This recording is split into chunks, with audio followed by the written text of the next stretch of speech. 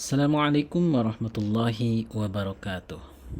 Kita lanjut pembahasan SKB Formasi Penata Kelola Sistem dan Teknologi Informasi di bagian ke-7 pada kemampuan khusus, yaitu pengembangan dan implementasi sistem sesuai dengan materi pokok dan kisi-kisi dari Kemenpan RB tahun 2024. Sekilas terkait dengan pengembangan dan implementasi sistem. Pengembangan dan implementasi sistem ini mencakup proses perancangan, pembangunan, pengujian, dan penerapan sistem informasi untuk mendukung kebutuhan organisasi. Langkah ini melibatkan analisis kebutuhan, perencanaan, pengkodean, dan integrasi sistem dengan memastikan sistem berjalan sesuai dengan tujuan. Tahapan utama dari pengembangan dan implementasi sistem ini adalah yang pertama adalah perencanaan, yaitu identifikasi tujuan sistem, cakupan proyek, dan alokasi sumber daya. Yang kedua adalah analisis, yaitu pengumpulan dan evaluasi kebutuhan pengguna serta identifikasi persyaratan sistem. Yang ketiga adalah desain, yaitu penyusunan arsitektur sistem, antar muka pengguna, dan diagram alur data. Yang keempat adalah pengembangan, yaitu proses pengkodean dan pengujian unit. Yang kelima adalah pengujian, yaitu verifikasi fungsionalitas, performa, dan keamanan sistem. Yang keenam adalah implementasi, yaitu penerapan sistem ke lingkungan operasional. Yang ketujuh adalah pemeliharaan, berupa penyempurnaan dan pembaruan sistem sesuai dengan kebutuhan. Sedangkan untuk metodologi pengembangan sistem, yang pertama adalah waterfall, yaitu proses berurutan dari tahap perencanaan hingga pemeliharaan. Yang kedua adalah agile, yaitu pendekatan iteratif yang memungkinkan fleksibilitas dan adaptasi cepat terhadap perubahan.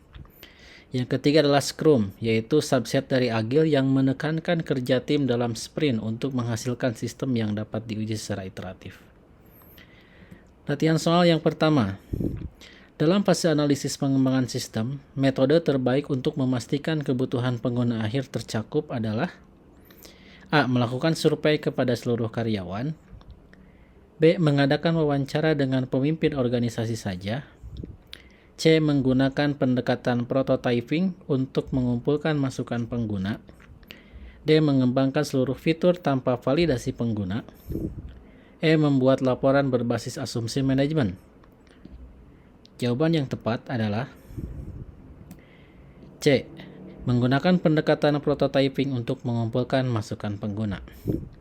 Nah, pendekatan prototyping ini membantu mengidentifikasi kebutuhan pengguna melalui iterasi dan memungkinkan mereka memberikan umpan balik langsung pada model sistem. Lanjut pada soal yang kedua. Apa risiko utama jika fase pengujian sistem dilewatkan sebelum implementasi? A. Sistem tidak kompatibel dengan perangkat keras terbaru. B. Biaya pengembangan akan lebih tinggi. C. Pengguna memerlukan waktu lebih lama untuk beradaptasi. D. Sistem berpotensi mengalami kesalahan kritis saat digunakan secara operasional. E. Tim TI harus menulis ulang dokumentasi teknis. Jawaban yang tepat adalah D. Sistem berpotensi mengalami kesalahan kritis saat digunakan secara operasional.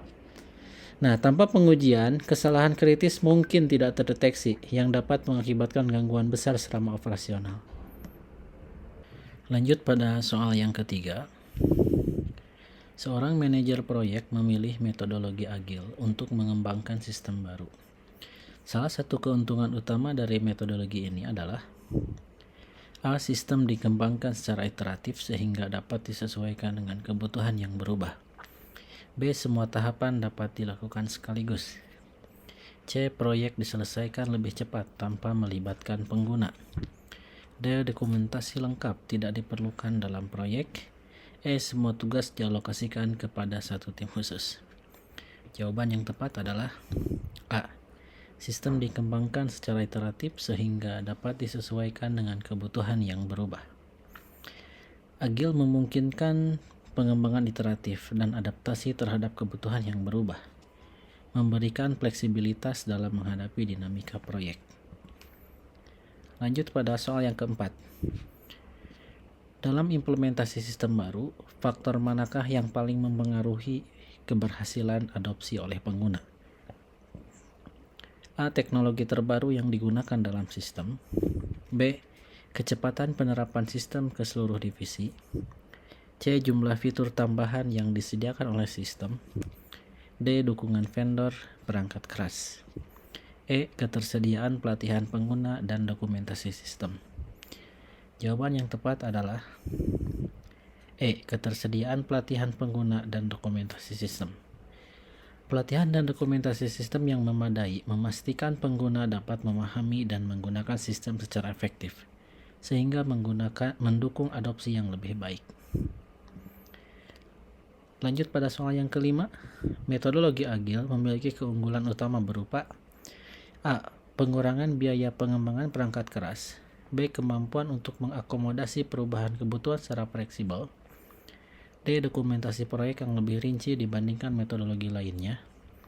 D. Kecepatan implementasi sistem tanpa proses pengujian. E. Kepastian jadwal yang tetap tanpa iterasi tambahan. Jawaban yang tepat adalah B. Kemampuan untuk mengakomodasi perubahan kebutuhan secara fleksibel. Agil ini memungkinkan perubahan kebutuhan selama pengembangan karena bersifat iteratif dan fleksibel, memastikan sistem dapat beradaptasi dengan kebutuhan bisnis. Demikian video kali ini, sampai jumpa di video berikutnya. Assalamualaikum warahmatullahi wabarakatuh.